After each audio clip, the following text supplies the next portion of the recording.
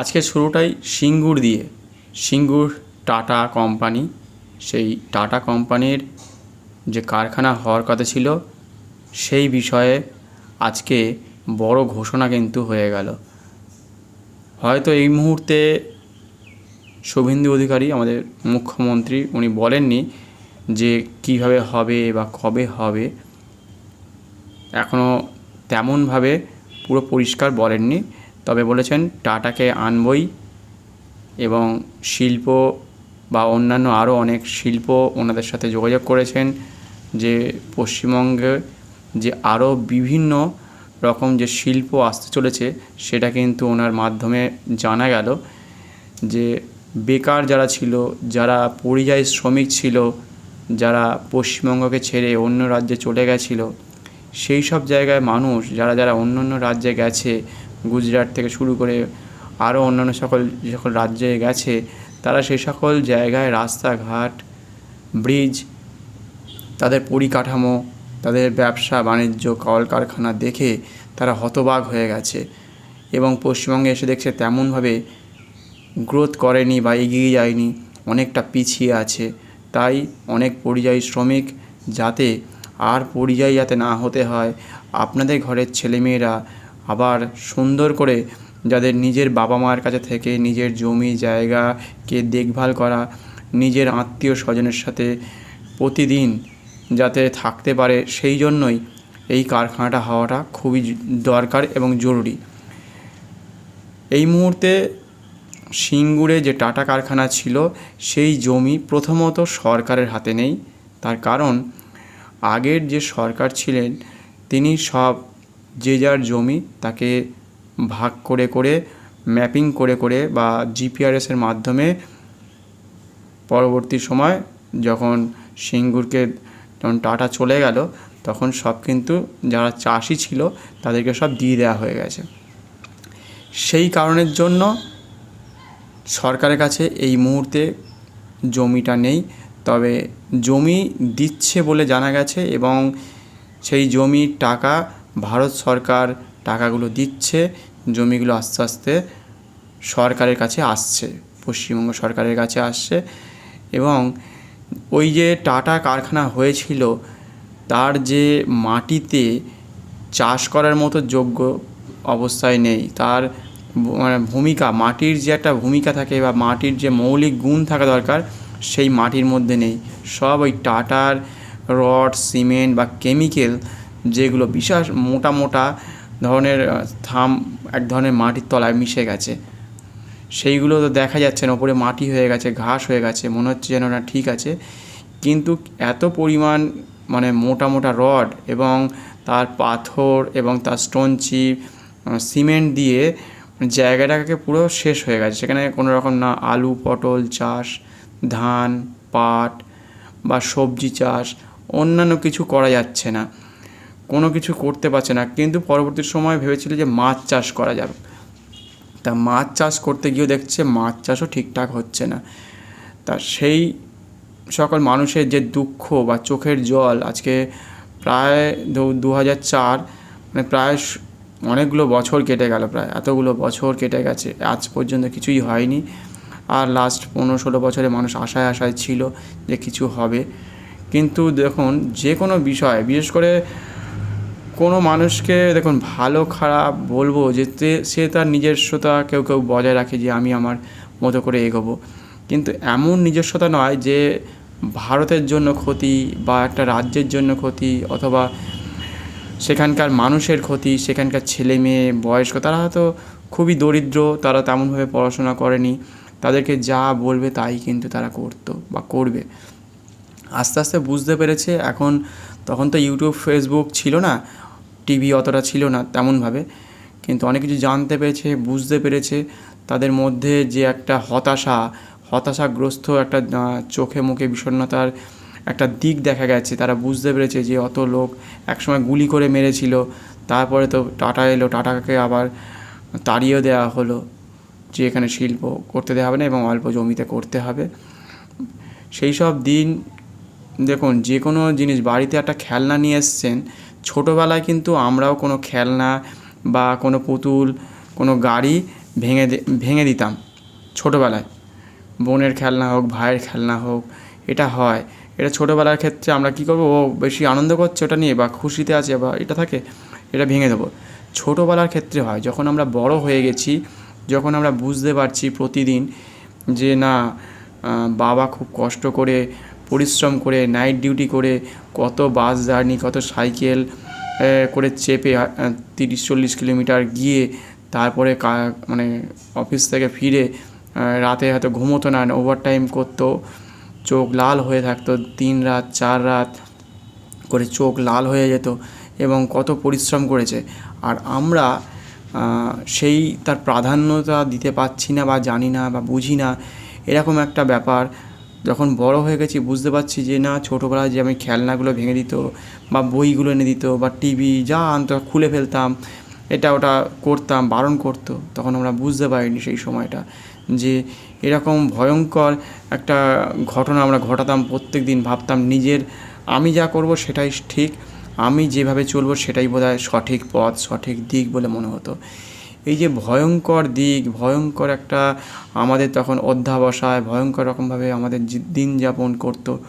যখন সময়ের সাথে সাথে বয়স বাড়ছে, এডুকেটেড হচ্ছি আমরা আস্তে আস্তে, আমরা পারিপার্শ্বিক দিকগুলো বোঝার চেষ্টা করছি, বুঝতে পারছি, তখন ভেবেছিলাম যে সত্যি কী ভুলটাই না করেছি। পাড়ার আশেপাশের লোকজন যা বলতো যে তুই তোর বাবা মাকে বাবা মা বলবি না, আমার বাবা মাকে বাবা মা বল, আমার একে বোন বলে, এরকম অনেকে করতো, আমরা তাই সেসব শুনতাম, সেই সবই করতাম যে তুই আমাদের বাড়িতে থাকবি, তোদের বাড়িতে যাবি না। এরকম অনেক জায়গায় ঘটে, অনেকের বাবা মা এরকম পরিশ্রম করে তাদের জিনিসপত্র বোন বা ভাইকে কিনে দেয়, বাড়িঘর পরিস্থিতি খুব খারাপ, তারা বাড়ি তৈরি করে, অনেক ছেলে মেয়ে আছে উচ্ছৃঙ্খল।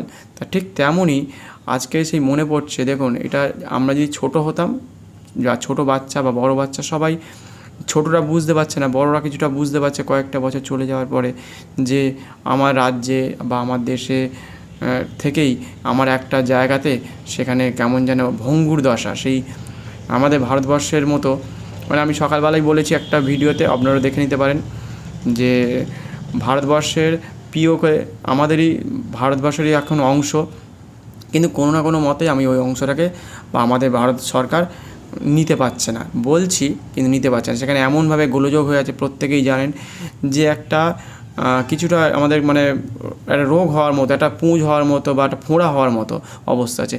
ওই জায়গাটা কিছুতেই নেওয়া যাচ্ছে না, ওর মধ্যে সব মানে ভালো লোক বা ভালো মানের গুণমানের কোনো মানুষজন থাকে না, সেখানে অন্য ধরনের মানুষ থাকে। সেই কারণের জন্য ওই পঙ্গু অবস্থায় চলে গেছে। ওই অবস্থাটাকে ওকে ভালো করে ফিরিয়ে আনতে গেলে ওকে ডাক্তার দেখাতে হবে, ও ফিজিওথেরাপি করাতে হবে, অনেক কিছু করতে হবে যাকে বলা হয়, মানে তার সম্বন্ধে জানতে হবে, দীর্ঘদিন ধরে মাটির তলায় কী করেছে, মাটিকে ভালো রেখেছে না কী করেছে, সেসব অনেক কিছু জানতে হবে। সেখানকার মানুষের মানে চারিত্রিক গুণ হারিয়ে ফেলেছে, সে মানে ব্রেনের অবস্থা খুব একটা যে ভালো সেরকম নয়, যে তাদের পরিকাঠামো ধ্বংস হয়ে গেছে এক প্রকার। কিছু লোক ভালো আছে তাদের মধ্যে। তাই এবারে সিঙ্গুরের মাটি ভালো নেই, সেখানকার জমি সরকারের হাতে নেই। আগামী দিনে দেখুন যেখানে জমি আসবে সেখানে কিন্তু এই যেখানে কারখানা হবে সেখানে শুধু কারখানাই হবে না, তার রাস্তাঘাট থেকে শুরু করে, ব্রিজ থেকে শুরু করে, ব্যাংক থেকে শুরু করে, দোকানপাট থেকে শুরু করে অনেক কিছু কিন্তু পরিবর্তন আসতে চলেছে। সেই জন্য ভারতবর্ষের জন্য, বিশেষ করে পশ্চিমবঙ্গের জন্য, যে সিঙ্গুরে টাটা কারখানাটাই হোক এটাই সবাই চায়, কারণ ওই নামেই সবাই চিনত, ওই নামেই সবাই জানে এবং আসছে বলে। এবং সেই জন্য উনি বলছেন যে শুভেন্দু অধিকারী আমাদের নতুন যে আমাদের সরকার আমাদের মুখ্যমন্ত্রী, উনি বলেছেন যে ফটো সেশন করবেন না বা কোনো কিছু মুখে এই মুহূর্তে বলছেন না, যে আগে হোক, আগে সব কিছু তৈরি হোক, তারপরে সব কিছু হবে। এটা কিন্তু সত্যি একটা ভালো কথা, যে ফটো সেশন বা ছবি তুলে বা শিলান্যাস করে কোনো লাভ নেই। আগে আমার সামনে জিনিসটা তৈরি হয়ে যাক, এবার লোকজন কাজ পাক, লোকের মুখে হাসি ফুটুক, আরও 50টা গ্রাম থেকে মানুষ আসবে, অন্যান্য রাজ্য থেকে আমার দেশে হয়তো কাজ করতে আসতে পারে, অনেক ইঞ্জিনিয়ার আসবে বা অনেক মেকানিক্যাল লোক আসবে, অনেক মানুষের কাজ হোক, তাদের পরিবারে 4 জন 5 জন 6 জন করে আছে, তারা প্রত্যেকে সুস্থভাবে তাদের জীবনযাপন করুক। বড় হয়ে না মানে বুঝতে হবে যে আমার কী ভাঙছি। ছোটোবেলায় তো আমি খেলনা ভেঙেছি, বললাম প্রথমেই, খেলনা ভেঙেছি, বদমাইশি করতাম, হয়তো গানের কেউ কোনো জিনিস ভেঙে দিয়েছে, টিভি ভেঙে দিয়েছে, অনেকে হতো না। বড় হয়ে যখন বুঝতে পারলাম যে টিভি ফ্রিজ ভেঙে দিয়েছি বা এইসব করতাম যখন ছোটোবেলায়, বা আমাদের সবাই তো সমান করে না, কেউ অনেকেই করে ফেলে, কিছু ছেলে ভালো, মেয়ে ভালো ছেলে থাকে, কিন্তু কিছু তো বদমাইশি দুষ্টু বাচ্চা থাকে। বড় হয়ে সেজন্য বুঝতে হয় যে আমি যে কাজটা করতে চলেছি সেটা আমার দেশের জন্য ভালো নয়, জনগণের জন্য ভালো নয়। আমি ওপরে ওঠার চেষ্টা করছি, আমি একটা বড় লেভেল ধরার চেষ্টা করছি, সেই লেভেলটা একসময় কিন্তু ভেঙে যেতে পারে। সেটাই হয়েছে, সেই জন্যই পরিবর্তন হয়েছে, সরকার পড়ে গেছে, নতুন সরকার এসে নতুন রূপে ধরা দিয়েছে। সেই জন্য বিভিন্ন জায়গায় বিভিন্ন রকমভাবে বিভিন্ন কোম্পানি আসছে। বড় হয়ে ওই জন্য প্রত্যেককেই, হয়তো আমরা তো আর প্রত্যেকেই মুখ্যমন্ত্রী বা কোনো বড় লেভেলের কোনো নায়ক নায়িকা বা গায়ক গায়িকা বা কোনো বিজনেসম্যান হতে পারবো না। আপনারা প্রত্যেকে যে যার জায়গায় আছেন, সে বাড়ির ছোট একজন সদস্য হতে পারে, বড় সদস্য দাদু ঠাকমা হতে পারে, বাবা মা হতে পারে, ভাই বোন হতে পারে, যে যার জায়গাতে একটা জিনিস করতে হবে কি, যে যার লেভেলটাকে না ধরে রাখার চেষ্টা করতে হবে। যে আমি ব্যবসা করি, আমি চা বানাই, বা আমি লেখালেখি করি, আমি সেলাই করি, হ্যাঁ, আমি একটা ভালো গিটার বাজাই, সেই জায়গাটাকে ধরে রাখতে হবে। যে সেটাকে ছেড়ে দেওয়া, সেটাকে ভেঙে দেওয়া বা দুর্বল করে, একটা বোন হয়তো ভালো গিটার বাজায়, একটা বোন হয়তো ভালো ছবি আঁকে, তাকে না বলতে হবে যে তুমি কাজটা ভালো করছো। তার গিটারটাকে যদি ভেঙে দিই, তার মনটা ভেঙে যায়। এবার বাবা মাও ভাবছে, দুঃখ পায়, কষ্ট পায়, তারাও কান্নাকাটি করে, তারা আত্মীয় স্বজনকে বলে যে দেখ আমার ভাই বা দাদা ওই গিটারটা ভেঙে দিয়েছে।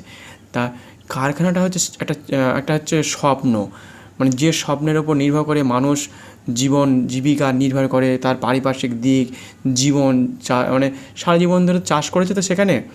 তা সেই সব জায়গা থেকে মানুষ ভেবেছে এবার আমার ছেলেটা বা মেয়েটা, আমি জমিটা দিয়ে দিচ্ছি কথা শুনে, তা আমি চাকরি পাবো। তা কোনো একজন রাজনৈতিক দল এসে সেই জমিটাকে কারখানাই হতে দিল না, বা সেই কারখানাটাকে ভেঙে চুরে তুলে নেওয়ার জন্য কত রকমভাবে ওঠার জন্য সে কী ভাঙছি সেটা জানছে না। যে বড় হয়ে গেছি বুঝতে পারছে, কিন্তু তখনও সেই ছোটো বাচ্চার মতো যদি সেই ভূমিকা পালন করে, তাহলে কিন্তু এই কী দেখুন, ক্ষমতা মানুষের হাতে সব সময় ছিল, আজও আছে, সবসময় থাকবে। আপনি এই মুহূর্তে যখন যেখানে আছেন সেখানকার ক্ষমতাশালী মানুষ, আপনার সামনে দিয়ে একটা পিঁপড়ে যাচ্ছে, অথবা কোনো হয়তো কুকুর বেড়াল যাচ্ছে, বা কোনো ফড়িং যাচ্ছে, আপনি ইচ্ছা করলেই মশাটাকেও মেরে ফেলতে পারেন, বা পোকা মাকড়কে জল দিয়ে ঢেকে, বা যেভাবে হোক ইঁদুরের গর্তে জল ঢেলে, বা পিঁপড়েটাকে মেরে ফেলতে পারেন। ক্ষমতাটা সবার কাছে সমান। আপনি টিভি বন্ধ করে দিতে পারেন, টিভিটাকে খুলেও রাখতে পারেন, বাড়িতে তাই করতে পারেন, রাস্তাঘাটেও কিছুটা করা যায়, কিন্তু অনেকে হয়তো বকতে পারে। কিন্তু আপনি যেখানে যান সেখানকার ক্ষমতাশালী ব্যক্তি একজন। যখন রাজ্য বা দেশের ক্ষেত্রে আসে, পারিপার্শ্বিক চারিত্রিক ব্যাপার আছে, আমার ওপর নির্ভর করছে প্রায় 10 লক্ষ লোক কি 20 লক্ষ লোক আমাকে নিউজে দেখছে, খবরের কাগজে দেখছে, ফেসবুক হোয়াটসঅ্যাপের মাধ্যমে আসছে। তখন সবে চালু হয়েছে আর কি, তখন ইউটিউব বা ফেসবুক আসেনি, কিন্তু টিভির মাধ্যমে দেখা গেছে। তা ভয়ঙ্কর পরিস্থিতি যে আসতে চলেছে আমরা সেটা বুঝতেই পারি না, ভাবতেই পারি না কখনো, যে কখনো ঝড় আসবে, ঝড়, ভূমিকম্প, বন্যা, খরা, প্রচণ্ড শীত, প্রচণ্ড হয়তো বন্যা, মানে ভয়ঙ্কর ঝড় এরকম আসবে আমরা কখনোই গল্প করিনি। এই এত ঝড় কিন্তু আমাদের পশ্চিমবঙ্গে ছিল না। এই বড় বড় আয়লা, আমফান 2000 সালের পর থেকে, যখন থেকে পরিবর্তন হয়েছে না জগতের, বা এক ধরনের শপিং মলগুলো আসার পর থেকে, নিউ টাউন হওয়ার পর থেকে, যখন কী বলবো, অনেক গাছপালা, নেচার সব ধ্বংস হতে শুরু করেছে। তারপরে মাটিকে প্রত্যেকে বড় বড় বিল্ডিং বানাতে শুরু করেছে, প্রায় 2000 সালের কাছাকাছি থেকেই বেশিরভাগটা শুরু হয়েছে। তা অনেক জায়গায় রাস্তা তৈরি হয়েছে, সব মাটিকে শেষ করে দিচ্ছে না আস্তে আস্তে। পৃথিবী উত্তপ্ত হচ্ছে, জলবায়ু পরিবর্তন হচ্ছে, তার সাথে বড় বড় কলকারখানাকে আপনি সার্টিফিকেট দিচ্ছেন, যেগুলো থেকে পলিউশন হচ্ছে বাতাসের মধ্যে। তার সাথে তো ওই অন্যদিকে তো আমাদের আর মানে আন্টার্কটিকাতে বরফ গলছেই দীর্ঘদিন ধরে। তারকে যদি আমি প্রকৃতির ওপর যদি অত্যাচার চালাই, প্রকৃতিকে যদি ধ্বংস দিই, তারপরে মানুষের ওপর যদি একটা অত্যাচার নিয়ে আসা হয়, তা এই সব মিলেমিশে একাকার হয়ে কিন্তু এই বড় বড় ঝড়, মানে ঝড়ের তো বিভিন্ন রকমের আছে, সংজ্ঞা আছে। ওদিকের ঝড় তো আয়লা, আমফান, মোচার মতো ঝড় তো রয়েছে, আর এদিককার ঝড় হচ্ছে কলকারখানাকে বন্ধ করে দেওয়া, বিভিন্ন রকম শিল্প হয়তো চলে যাচ্ছে, সেই সব দেখে শুনে, সেটা একটা ঝড়। মানে এই ঝড় যারা ভাবছে যে আমি চিরকাল থাকবো, আমি দেশ চালাবো, আমি রাজ্য চালাবো, চিরকাল কোনো জিনিস কোনোটাই চলে না। শান্ত মস্তিষ্কে থাকলে, শান্তভাবে কথা বলে, শান্তভাবে মানুষকে বুঝিয়ে, শান্তভাবে ভালোভাবে চলে, কোনো মিথ্যে কথা নয়, কোনো দুর্বল জায়গাকে ভেঙে দেওয়া নয়, কাউকে নিয়ে নেওয়া নয়, কারোর থেকে কাউকে হিংসা করা নয়, কাউকে কাজ দেবো বলে কাজ দেবো না, কাউকে বাড়ি দেবো বলে বাড়ি দেবো না, জায়গা নিয়ে নেবো সেই জায়গাতে ফ্ল্যাট বাড়ি হবে, পুকুর নিয়ে নেবো, তোমাকে দুধছাই করে তাড়িয়ে দেবো, কুকুর বিড়ালকে মারবো, গরুকে মারবো, বিড়ালকে মারবো। এই ধ্বংসের লীলা কিন্তু সেদিন থেকে শুরু হয়। নদীকে বুঝিয়ে দেব। সেই জন্য দেখুন, ক্ষমতা প্রত্যেকের কাছেই ছিল। যখন কংস এবং রাবণ দুজনের কাছেই তো ক্ষমতা এত বিপুল পরিমাণে ক্ষমতা ছিল, তারা ভাবতেই পারতো না যে আমি মরে যাব বা আমার ধ্বংস হবে। বা আমার ভাগনার কাছে যখন কৃষ্ণ যখন বলছে যে মামা তুমি বলো, ছোটো সব কিছুই দোষ করে ফেলেছে অলরেডি, সবাই জানে, তা তখনও ক্ষমতার প্রয়োগ করে যাচ্ছে যে না, আমার ভাগনার কাছে আমি হেরে যাব, আমি তখনও পর্যন্ত বল প্রয়োগ করছে। বা রাবণও তাই করেছে, কিন্তু তারা কিন্তু প্রকৃত ভালো ছিল। এটা অ্যাকচুয়ালি ভগবানের একটা দৃষ্টান্ত, বা সেটা ভগবান যদি না থাকতো আজকে আমরা এই জায়গায় আসতে পারতাম না। এই মহাভারত রামায়ণের কথাগুলো যদি না থাকতো আমরা এই উদাহরণগুলো দিতে পারতাম না। আমরা জানতে পারছি যে হ্যাঁ, শক্তি ছিল তাদেরও, অসীম ক্ষমতা তাদের, কী বলবো, সৈন্যবল থেকে শুরু করে অর্থ, তাদের রাজপ্রাসাদ, কি ছিল না, কি জমি ছিল না, সব কিছু ছিল, তারপরেও তারা ধ্বংস হলো কেন? তা এইটা মানব জীবনের পরবর্তী সময় যে ভগবানের যে অসীম লীলা, সেইটা জানার জন্য কিন্তু এই মানব সভ্যতাকে বোঝানোর জন্য আজকে শিব পুরাণ বলুন, বেদান্ত বলুন, আমাদের গীতা বলুন, এই সব যে গ্রন্থগুলো রয়েছে সেগুলো সবকটা গ্রন্থ আস্তে আস্তে আপনারা কিনে নিজেরা পড়ুন, সঙ্গে ছেলে মেয়েদেরকে বোঝান, পড়ান, আপনারা নিজেরা জোরে জোরে পড়ুন, সকালে বিকেলে মোবাইলটা কম ঘেঁটে যতটা পারা যায়, বা একটু নাটকটা কম দেখে, তাহলে কী হবে, জীবনের মান উন্নয়ন আস্তে আস্তে সব কিছু পাল্টে যাবে।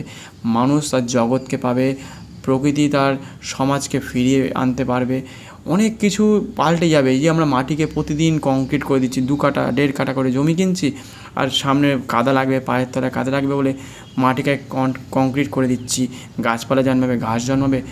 প্রকৃতি যদি ধ্বংস হয়ে যায়, নেচার যদি ধ্বংস হয়ে যায়, মাটি যদি ধ্বংস হয়ে যায়, তাই এইভাবেই আমাদের যে কলকারখানা আসা, তার সাথে যে মানুষের মুখে একটা হাসি আসছে, সেখানে কত কিছু তৈরি হবে যেগুলো অন্যান্য জায়গায় অনেকে দেখে এসছে, গুজরাটের মতো জায়গা ইউটিউবে দেখলেই বোঝা যায় যে সেখানে কিছু ছিল না। সেখানে আস্তে আস্তে 8টা 10টা 12টা করে বাড়তে বাড়তে কত ব্যাংক চলে এসছে, কত কলকারখানা চলে এসছে। আমাদের পশ্চিমবঙ্গেও যারা অন্য অন্য জায়গায় পরিযায়ী শ্রমিক হিসেবে বাইরে যেতেন, পরিবারের সাথে যোগাযোগ রাখতে পারতেন না, সেইখানে কিন্তু একটা ভালো বার্তা যে হ্যাঁ, পরিবারের সাথে থাকার জন্য একটা সুবিধাজনক জায়গায় আস্তে আস্তে তৈরি হচ্ছে, একটা মনোবল আস্তে আস্তে মানুষের মধ্যে আসছে যে হ্যাঁ, এবার যে পরিবর্তনটা হয়েছে সত্যি আমাদের জন্য বা মানুষের জন্য, গরিবদের জন্য, যারা খেতে পাচ্ছিল, খুব কষ্টের মাধ্যমে মারধর খাচ্ছিল, কেউ কারোর কথা শুনছিল না, এবং রাস্তাঘাটে জলে জঙ্গলে যেখানে যাচ্ছে সেখানে কী বলবো, অত্যাচার এক ধরনের ছিল, বিশেষ করে সনাতন ধর্মের ওপরে। দুর্গা পুজো, লক্ষ্মী পুজো, সরস্বতী পুজোর সময় এগুলো অনেক জায়গায় আপনারা দেখেছেন, বাংলাদেশের মতো জায়গায় ঘটনা ঘটেছে। সেইগুলো আস্তে আস্তে যাতে নির্মূল হয়ে যায়, আস্তে আস্তে সবাই যেন ভালো জায়গায় ফিরিয়ে আসতে পারে, সেইগুলোর জন্য এই যে একটা কারখানা, শুধু কারখানায় দেখছি না, তার সাথে আমুলের যে বিজনেস আছে, সেখানে যারা যাদের বাড়িতে গরু থাকবে তাদেরও কিন্তু বাড়িতে বাড়িতে কিন্তু হাওড়ার মতো জায়গাতে আসছে, আরও কয়েকগুলো জায়গায় আরও আসবেই। সেই সব জায়গায় যত সম্ভব, আর একটা হচ্ছে ডানকুনিতে আসছে যত সম্ভব। তা এই সকল জায়গায় যখন আসবে, সেখানকার আশেপাশে রাস্তাঘাট থেকে শুরু করে ইলেকট্রিক, তারপর ব্রিজ, সেখানকার ব্যাংক, আরও কত কলকারখানা সেখানে তার তৈরি হবে। এবং তার সাথে যা যোগাযোগ রাখবে সরকার আবার তাদের বাড়িতে, যে সকল বাড়িতে গরু থাকবে, বিশেষ করে গরু তো তারা পুষবে না, আমুল কোম্পানি তো আর গরু পুষবে না। আমাদের আপনাদের মতোই মানুষের যাদের জমি আছে, বা যাদের বাড়িতে ধরুন 3-4 কাঠা জমি আছে, তারাও তো গরু পুষতে পারে, তাদের থেকে গরু থেকে দুধ তো তারা নিয়ে যাবে। এবার কী হবে, সেই গরুর দুধ গোবর সবই হয়তো ওনারা নিয়ে যাবেন, চোনাটাও নিয়ে যাবেন, এরকম কথা শোনা যেতে পারে। তো অনেক কিছুই হবে, দই হবে, পনির হবে, রসগোল্লা হবে, এইসব আবার। এবার কি হচ্ছে, সরকার আবার কি করবে বা ওই কোম্পানি কি করবে, ওই যাদের বাড়িতে গরু আছে তাদের চিকিৎসার জন্য ব্যবস্থা করবে, কীভাবে গরু পালন করতে হয় সেটা নিয়ে বলবে, এবং গরু পালনের বিভিন্ন রকম উপায় বা আপনাদের যাতে সুবিধা হয় মশা মাছি থেকে বা দুর্গন্ধ থেকে, বা কোন গরু কি কোন প্রজাতির আমাদের জন্য ভালো উপকারী। বিশেষ করে দেশীয় গরু আমাদের জন্য ভালো সব থেকে। কেন বলছি, দেশীয় গরুর দুধ যারা খায় দেয় অল্প, দেশীয় জিনিসের যে কোনো দেশীয় যে আমাদের ভারতীয় দেশীয় পশ্চিমবঙ্গের বিশেষ করে আরও সেই সব গরুর দুধ হয়তো দেয় দেখবে খুব 250 গ্রাম মতো দেবে, কি হয়তো একটু বেশিও দিতে পারে সামান্য, কিন্তু সেসব দুধ দেখবেন খেলে হাতের তালু বা মুখের মধ্যে গ্লেজ, অনেক কিছু হাড়ের যে শক্ত ভাব থাকবে চোখ মুখের মধ্যে, সব কিছু অনেক রকমের সমস্যা থেকে কিন্তু মুক্তি, যেটা আপনি আমাদের মহিষ বা জার্সি গরুর মধ্যে সেটা পায় না। অনেক দুধ হতে পারে, কিন্তু সেইখানে কিন্তু ওই জায়গাগুলো থাকে না। দেশীয় জিনিসের মধ্যে পুষ্টি বেশি। আপনার যদি কোনো কী বলবো, গাছে যদি অল্প আম হয়, অল্প ধান হয়, অল্প গম হয়, আলু পটল যদি অল্প হয়, তার স্বাদই আলাদা হয়, তার গুণাগুণ একটু অন্য হয়। আর যেসব গাছে ভ্যাকসিন দিয়ে দিই, যেমন একটা মুরগি, সবথেকে ভালো সহজ উদাহরণ হচ্ছে মুরগি। আপনি দেশীয় মুরগি পুষবেন ইঞ্জেকশন না দিয়ে, হ্যাঁ, তাকে দেখবেন খুব তাড়াতাড়ি বাড়বে না, 6 মাস 7 মাস লাগে বড় হতে, তারপর ডিম দেবে। কিন্তু কোনো একটা দিয়ে আপনি ওই সাদা মুরগি, যেগুলো ব্রয়লার মুরগি, এই ধরনের মুরগিগুলো আপনি পুষছেন, তা সেইগুলোকে ইঞ্জেকশন দেওয়া হয়, 42 দিনের মধ্যে বড় হয়ে যায়। তারা সেই কেমন যেন একটা যেন থতভম্ব, তাদের মধ্যে সেই মানে উদ্দীপনা নেই। আর সেই মুরগি ইঞ্জেকশন দেওয়া মুরগিগুলো আমরা খেয়ে নিচ্ছি, আর আমাদের শরীরে বিভিন্ন রকম রোগ আগামী দিনে আসতে চলেছে। সেটা আমরা বুঝেও আমরা ছেলে মেয়েদের জন্য কিনে খাই, বা বিরিয়ানি বা আরও যেসব মানে কী বলবো চিলি চিকেন হ্যান ত্যান সব রান্না হয় সেসবের মাধ্যমে, বা বিয়ে বাড়িতে গিয়ে, জন্মদিন বাড়িতে গিয়ে, বা অনলাইনের মাধ্যমে হঠাৎ করে কিনে খেয়ে নিচ্ছি, জানি না যে কী খেতে হবে কী পড়তে হবে, বোঝার চেষ্টা করি না। তা এই যে কলকারখানা বলতে বলতে আজকে কত বিজনেস আজকে আসবে, কত বিজনেস আমাদের দেশে মানে আমাদের রাজ্যে আসবে, কথাবার্তা চলছে। এটা সবথেকে বড় একটা সুখবর দেওয়ার জন্য আপনাদের কাছে এই ব্যাপারটা তুলে ধরলাম, যে দেখুন বড় যখন হয়ে গেছেন, দেশের পরিচালনা করছেন, আপনি বাড়ির কর্তা বা কর্ত্রী হতে পারেন, অভিভাবক, তা আপনাকে যে জায়গায় যে প্ল্যাটফর্মে আছেন সেই জায়গাটাকে বজায় রাখতে হবে, যে আমি এটা ভাঙবো না চুরবো না। বড় হয়ে গেছেন, বুঝতে হবে যে কলকারখানাকে পাঠিয়ে দেবো অন্য রাজ্যে, তাড়িয়ে দেবো, যে দেশে এতগুলো লোক আছে আমার ওপর নির্ভর করছে, আমার বাড়িতে ভাই বোন থাকতে পারে, ছেলে মেয়ে থাকতে পারে, বয়স্ক কোনো বৃদ্ধ বা মা থাকতে পারে, ঠাকুমা থাকতে পারে। তা আপনি যদি একটা নেশাগ্রস্ত জায়গায় চলে যান, আপনি যদি লটারি কাটতে চলে যান, বা কোনো হয়তো বড় শেয়ার মার্কেটে গিয়ে সব লস করে চলে আসলেন, বা এমন ব্যবসা করলেন সব বর্ষ লস হয়ে গেল না আজ বুঝে শুনে, তো সেই পরিকাঠামোটা আপনি আপনার বাড়ির হচ্ছে শক্ত একটা হাতিয়ার, সেই হাতিয়ারে যদি ভেঙে যায়, বা আপনি সেই বাড়ির একটা ব্যাংক ব্যালেন্স বলতে পারেন, মানে কর্তা হলে যেটা হয়, একটা খুঁটি, একটা হচ্ছে আপনি পিলার সেই বাড়ির। আমাদের যদি এক্ষুনি পশ্চিমবঙ্গের যদি হাওড়া ব্রিজ ভেঙে পড়ে যায়, কথার কথা বলছি, না ভগবানের কাছে প্রে করি যেন না হয়, বা এটা কখনো না ঘটে, তা যদি না থাকে তার যোগাযোগ মাধ্যম যেমন ভেঙে যায়, ঠিক কত মানুষ যাতায়াত করে সারাদিনে, তা এরকম পরিস্থিতি, ভয়ানক পরিস্থিতি দেখা দেবে। সেই জন্য আপনাদেরকে প্রতিদিন এই সব জায়গাগুলোকে আমাদেরকে লক্ষ্য রাখতে হবে, যে কোথায় ক্ষতি হচ্ছে, কোথায় ভালো হচ্ছে, কোথা থেকে কী কী শিখতে পারবো, জানতে পারবো। সেই জন্য ভালো কিছু শেখা, ভালো কিছু বোঝার জন্য আমাদেরকে সবসময় এগিয়ে চলা উচিত। জীবনের পথ এমনই হবে যে পথে আমরা শুধু থাকবো বলে সারা জীবন পৃথিবীতে আসিনি, আমাদের নেক্সট জেনারেশান যাতে খুব ভালো থাকে, খুব ভালোভাবে চলাফেরা করতে পারে, হাসিতে থাকতে পারে, যেন চোখের জল না পড়ে, আসতে না পারে, দুঃখের মধ্যে যাতে না যেতে হয়। সেই কারণের জন্যই তো আপনাদের সামনে এই সবগুলো আসবে। এই আমি ক্ষমতা থাকবো, আমি সারা জীবন খাবো, আমার 4টে বাড়ি থাকবে, 20টা গাড়ি থাকবে, আমার চারিদিকে সবসময় সিকিউরিটি গার্ড থাকবে, আমি ভালো থাকবো, আমি আমি আমি আমি আমি ছাড়া কিছুই নাই জগতে। তা আমাকে দিয়ে কোনো জগৎ হয় না, জগৎ হয় সবাইকে নিয়ে। সে কুকুর, বেড়াল, ছাগল, গরু, কেঁচো পর্যন্ত, ইঁদুর পর্যন্ত, যারা আমাদের মাটিকে, এমনকি কীট পতঙ্গ, সাপ, ব্যাঙ, এরা না থাকলে হ্যাঁ, মৌমাছি না থাকলে আজকে আমাদের প্রকৃতি শেষ, ধ্বংস হয়ে যাবে। সেই জন্য তাদেরকে নেচারকে, গাছপালাকে বাঁচাতে হবে, পুকুর নদী নালাকে বাঁচাতে হবে, বাতাসকে বাঁচাতে হবে। কলকারখানায় প্রচণ্ড ধুলো, কেউ একদম প্লাস্টিক পোড়াচ্ছে, কেউ কেমিক্যাল রাস্তায় ঢেলে দিয়ে চলে যাচ্ছে। বাড়িতে কেউ থার্মোকলের গ্লাসে খাবার খাচ্ছে, গরম পাত্রে, প্লাস্টিকের পাত্রে করে কেউ খাবার নিয়ে যাচ্ছে, চা খাচ্ছে। থার্মোকল, তারপর কাগজের প্লেটের ওপরে একটা প্রোটেক্টার দেওয়া থাকে প্লাস্টিকের, সেটা বিয়েবাড়িতে খাইয়ে দিচ্ছে, কোনো অনুষ্ঠান বাড়িতে খাইয়ে দিচ্ছে, আপনিও কিনে খেয়ে ফেলছেন, বুঝতে পারছেন না। সেইটা তো বুঝতে হবে, সব ছেলে মেয়েদেরকে বোঝাতে হবে, আমাদের আশেপাশের দোকানদারকে বোঝাতে হবে, সরকারকে বোঝাতে হবে, বিভিন্ন নিউজের মাধ্যমে আনতে হবে। কলকারখানায় যাতে না হয়। থার্মোকলে করে কেউ খাবার খায়, ওই গরম কেমিক্যাল খেলে কী হবে? মাছ দিচ্ছে, মাংস দিচ্ছে, ভাত দিচ্ছে, গরম গরম ভাত দিয়ে দিচ্ছে, সেগুলো খেয়ে নিচ্ছে। কোনো অনুষ্ঠান বাড়ি হোক বা কোনো ধরুন ওই পুজো হচ্ছে কোনো জায়গায়, সেই সব ছেলেমেয়েরা এডুকেটেড পার্সন হয়েও অনেকে ভুলে যাচ্ছে, থার্মোকলের বাটিতে খাবার দিয়ে দিচ্ছে, খেয়ে শাল পাতার কথা ভুলে যাচ্ছে। বাড়ি থেকে পাত্র নিয়ে যান, সেখান থেকে নিয়ে খান। হ্যাঁ, প্লাস্টিকের মধ্যে, ক্যারি ব্যাগের মধ্যে করে দেখি সেই কী বলো, গরম ঘুগনি নিয়ে যাচ্ছে, তারপরে ওটাকে কী বলে, খিচুড়ি নিয়ে যাচ্ছে গরম করে, সেসব খেয়ে ফেলছে। সে খেয়ে আমাদের শরীরে কী হবে? তাহলে আমাদের টাকা ইনকাম করে কী হবে? কলকারখানা এসে কী হবে? এই কলকারখানা করে যদি শরীরে সুগার, থাইরয়েড, ক্যান্সার, রক্ত কণিকা যদি সব ধ্বংস হয়ে যায়, ব্রেন যদি নষ্ট হয়ে যায়, তাহলে লাভটা কী আছে? সেই জন্য মাটি, নেচার, থার্মোকলে না খাওয়া, মাটির পাত্রে খান। সেই মাটির কথা ভুলে যাচ্ছি, তামার কথা ভুলে যাচ্ছি, তামার পাত্রের কথা। হ্যাঁ, মাটিতে বসে খেতে হবে, কলা পাতায় খেতে হবে, অনেক রোগ সেরে যায়, 52টা রোগ সেরে যায়।